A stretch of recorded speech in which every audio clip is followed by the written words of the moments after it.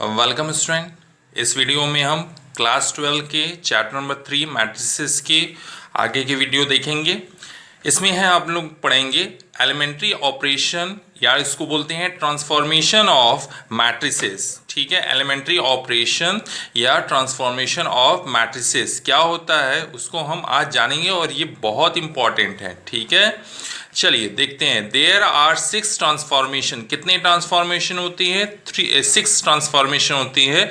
3 रो के लिए और 3 किसके लिए? कॉलम के लिए। ठीक है, 3 रो के लिए ट्रांसफॉर्मेशन, 3 कॉलम के लिए। तो रो वाला हम देख लेते हैं सेम टू सेम। कॉलम वाले के लिए आपका होगा क्या होगा? तो ये लिखा हुआ है द इंटरचेंज ऑफ एनी 2 रोज।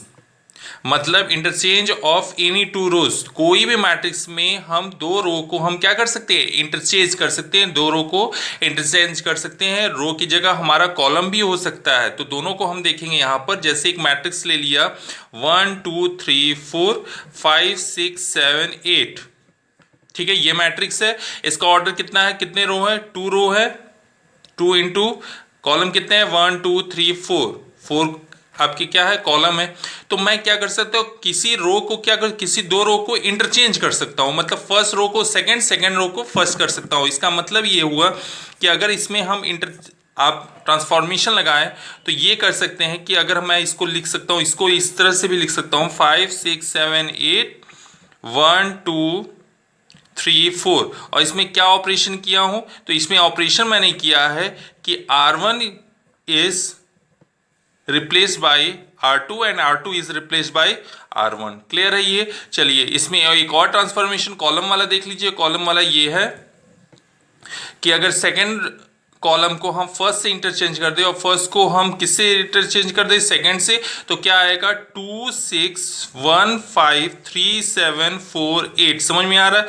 हमारे इस रूल के तहत हम बस ये समझ सकते हैं, हमको ये जानने का मौका मिलता है बस एक ही चीज कि हम क्या कर सकते हैं? किसी रो को हम चेंज कर सकते हैं किसी दूसरे रो से, या दूसरे कॉलम को हम किसी भी कॉलम से क्या कर सकते हैं? इंटरचेंज कर सकते हैं। यहां पर मैं 3 को 4 वाले से, मतलब थर्ड रो कॉलम को फोर्थ कॉलम से क्या कर सकता हूं? इंटरचेंज कर सकता हूं। ठीक है, सेकंड वाले को थर्ड से या फर्स्ट वाले को फोर्थ से, किसी से भी हम क्या कर सकते हैं? उसको इंटरचेंज कर सकते हैं।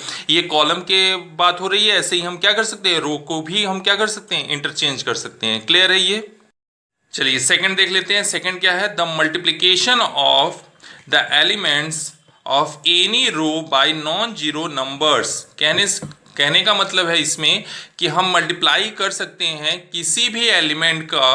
ठीक है, मल्टीप्लाई कर सकते हैं एलिमेंट्स। किसके एलिमेंट? एनी रो, मतलब किसी भी रो में मैं मल्टीप्लाई कर सकता हूं किससे?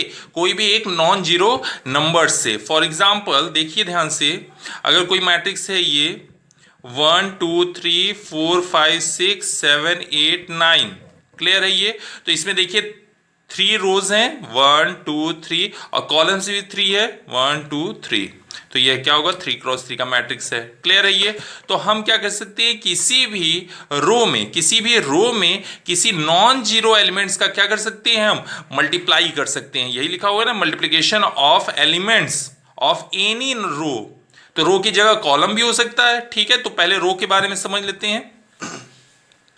तो रो है हमारे पास, तो मान लीजिए सेकेंड रो में मैं 2 से मल्टीप्लीकेशन कर रहा हूं, तो ये आपका हो सकता है 1 2 3।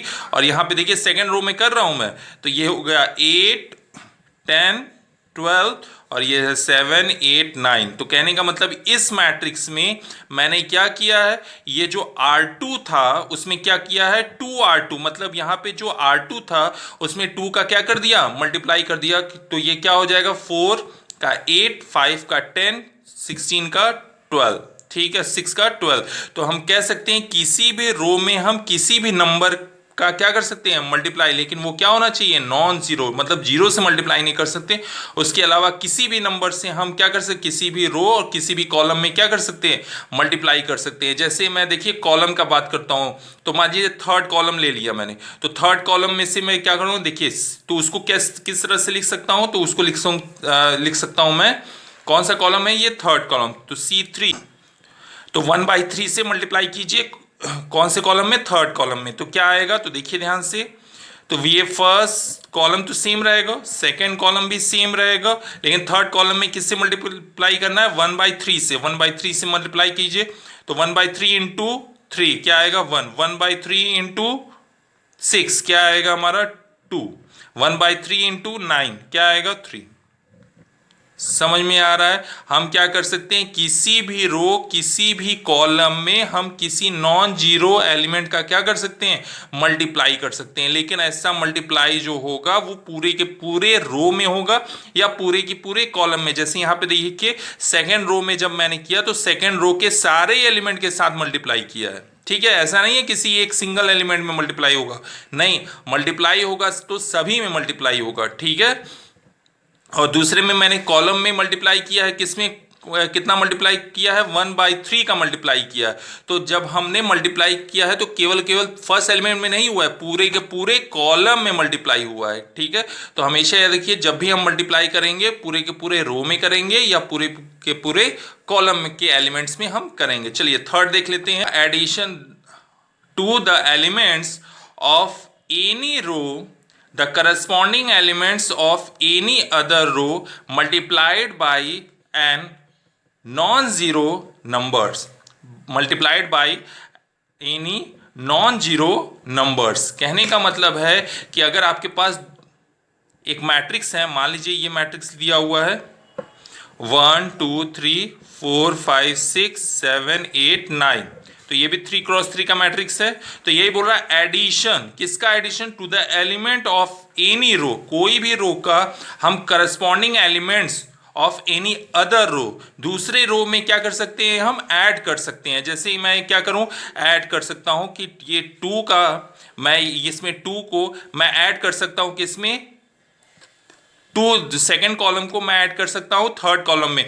तो क्या रिजल्टेंट आएगा, तो ये रिजल्टेंट आएगा 1 4 7 2 5 8, और इसको मल्टीप्लाई मैं ऐड कर सकता हूं। तो ऐड करने के लिए क्या होगा, 2 + 3 5, 4 + 5 + 6 11, 8 + 9 17। क्लियर है। तो इसमें क्या किया, तो इसमें मैंने ऑपरेशन किया कि ये C3 मतलब कॉलम जो था थर्ड कॉलम, उसमें कौन सा ऑपरेशन किया, C3 + C2। C3 में किसको ऐड कर दिया, C2 को क्या कर दिया, यहाँ पे थर्ड कॉलम में किसको ऐड कर दिया, सेकेंड कॉलम को क्या कर दिया, ऐड कर दिया। वैसे ही हम क्या कर सकते हैं, रो का देख लीजिए एक एग्जाम्पल। जैसे मुझको ऐड करना है कि यहाँ पे फर्स्ट कॉलम को सेकंड कॉलम में ऐड करना है, तो किस कॉलम में मैं ऐड कर रहा हूं, सेकंड, तो ये सॉरी किस रो में ऐड कर रहा हूं मैं, सेकंड रो में। तो ये सेकंड रो है, ठीक। तो सेकंड रो में कौन सा ऑपरेशन हो रहा है, सेकंड रो में मैं क्या कर रहा हूं, फर्स्ट रो को ऐड कर रहा हूं। तो फर्स्ट रो तो सेम रहेगा कि, लेकिन किस में ऐड कर रहा हूं, सेकंड रो में, उसमें ध्यान दीजिएगा। तो फर्स्ट रो लिख दिया 1 2 3, सेकंड रो क्या है 4 5 6, तो इसमें ऐड कर रहा हूं मैं फर्स्ट रो को, तो क्या होगा 5 5 2 7 6 3 9, ठीक। और ये क्या होगा, थर्ड रो में तो कोई ऑपरेशन ही नहीं हो रहा है, ठीक है। तो यहां पे मैंने क्या किया, सेकंड रो में मैंने क्या किया, सेकंड रो और फर्स्ट रो को दोनों को क्या कर दिया, ऐड कर दिया। नेक्स्ट टॉपिक है हमारा इनवर्टिबल मैट्रिक्स। इनवर्टिबल मैट्रिक्स क्या होता है, तो ध्यान से देखिएगा, if A is any square matrix, invertible matrix में पहला पॉइंट आ गया कि कोई भी मैट्रिक्स क्या होना चाहिए, स्क्वायर मैट्रिक्स होना चाहिए ऑफ ऑर्डर m, ठीक है। स्क्वायर मैट्रिक्स है तो उसका ऑर्डर आपका सेम रहेगा, ठीक है। रो और कॉलम क्या होते हैं, सेम होते हैं, ठीक। And if there exist another square matrix B of the same order M such that AB is equal to BA is equal to identity, then B is called the inverse matrix of A। कहने का simple सा मैं आपका definition है कि अगर A कोई square matrix है तो इसके रिस्पेक्ट में एक कोई दूसरा मैट्रिक्स B होगा जो इस लॉ को क्या करेगा, फॉलो करेगा। तो हमारे पास जो बी दूसरा वाला मैट्रिक्स होगा वो क्या कहलाएगा, inverse of first matrix, is called inverse of matrix A and it is denoted bye A inverse. In this case A is called invertible. अगर आपके पास किसी भी मैट्रिक्स का इनवर्स एग्जिस्ट करता है तो ऐसे मैट्रिक्स को क्या बोलते हैं हम, इनवर्टिबल। तो सीधा से इनवर्टिबल, अगर आपसे कोई पूछे कि इनवर्टिबल मैट्रिक्स किसे कहते हैं, तो हम कह सकते हैं a square matrix is said to be invertible if the inverse of that matrix exist. कोई भी मैट्रिक्स का इनवर्स अगर एग्जिस्ट करता है तो वो कौन सा मैट्रिक्स होगा? Invertible matrix. और इनवर्स मैट्रिक्स का क्या डेफिनेशन है कि अगर कोई आपके पास ए स्क्वायर मैट्रिक्स है तो इसके पास एक अनदर आपके पास स्क्वायर मैट्रिक्स बी जरूर होगा, इस तरह से कि A B is equal to B A करने पर क्या दे? आइडेंटिटी सेम ऑर्डर का, ठीक है। Then B is called inverse matrix of A, ठीक है। देखिए कुछ एग्जाम्पल मैंने लिया है। Example A is equal to 2 3 1 2 and B is equal to 2 -3 -1 2। तो देखते हैं क्या ए बी करने पर आइडेंटिटी आएगा? A B identity, identity means होता है कि आपका आइडेंटिटी मैट्रिक्स, ठीक है। तो ये कितने ऑर्डर का है? 2 ऑर्डर का। तो 2 ऑर्डर का आइडेंटिटी मैट्रिक्स क्या होता है? 1 0 0 1। मतलब डायगोनल एलिमेंट क्या होंगे? 1 1 और बाकी सब एलिमेंट क्या होंगे? 0। तो देखते हैं मल्टीप्लाई करने पे आता है कि नहीं आता है। तो ये हो गया 2 3 1 2 और ये बी क्या होगा हमारा? 2 -3 -1 2। तो मल्टीप्लाई तो आपको बताया गया होगा कैसे करते हैं, इस रो का इस कॉलम में करते हैं। तो रो का क्या होगा? 2 2 4 4 और ये क्या होगा? +3 इंटू -1 -3 हो जाएगा, क्या आएगा? 1। ठीक, नहीं समझ में आ रहा है तो देखिए 2 इंटू 2 क्या आएगा? 4 -3 इंटू 1 -3 हो गया, ठीक। अब इसका मल्टीप्लाई होगा सेकंड कॉलम में, 2 -3 क्या आएगा यहाँ पर? -6 आएगा। और यहाँ पे 3 इंटू 6 3 इंटू 2 क्या आएगा? +6। क्लियर है ये? चलिए अब सेकेंड रो का फर्स्ट कॉलम में होगा 2 इंटू 2 2 इंटू 1 क्या आएगा? 2 और यहाँ पे 2 इंटू -1 -2। अब सेकेंड रो का सेकेंड कॉलम में करेंगे तो क्या आएगा? 1 इंटू -3 +2 इंटू 2 4। तो ये क्या आएगा? तो देखिए यहाँ पे 4 -3 1 6 -6 0 2 -2 0 -3 + 4 1। तो देखिए आइडेंटिटी मैट्रिक्स आ गया। चलिए बी ए भी निकाल लेते हैं। तो बी ए भी आपका होगा 2 -3 -1 2 और आपका आएगा ए की वैल्यू 2 3 1 2, ठीक है। तो इसका मल्टीप्लाई कर दीजिए फर्स्ट रो का फर्स्ट कॉलम में। तो 2 2 4 -3 इंटू 1 -3। फर्स्ट रो का सेकेंड कॉलम में कीजिए तो 2 इंटू 3 6 आएगा, -3 इंटू -2 -6 आएगा, ठीक है। -3 इंटू 2 -6, ठीक। अब सेकेंड रो का फर्स्ट कॉलम में कीजिए -1 इंटू 2 -2 2 इंटू 1 +2। क्लियर है? अब सेकेंड रो का सेकेंड कॉलम में कीजिए -1 इंटू 3 -3 2 इंटू 2 +4। तो क्या आ गया हमारा? तो ये आएगा 1 6 -6 0 2 -2 0 -3 + 4 1। तो ये देखिए यहाँ पे भी आइडेंटिटी आ गया। इसका मतलब ये हो गया कि A B is equal to B A is equal to I. Identity matrix आ गया। तो हम कह सकते हैं कि B is inverse of A and it is denoted by B is equal to A inverse. B को क्या लिखते हैं? A inverse. तो इससे क्या रिजल्ट आएगा? इससे ये रिजल्ट आएगा कि यहाँ पे A into A inverse is equal to A inverse A is equal to identity. क्यों? क्योंकि बी की जगह क्या लिख दिया हमने?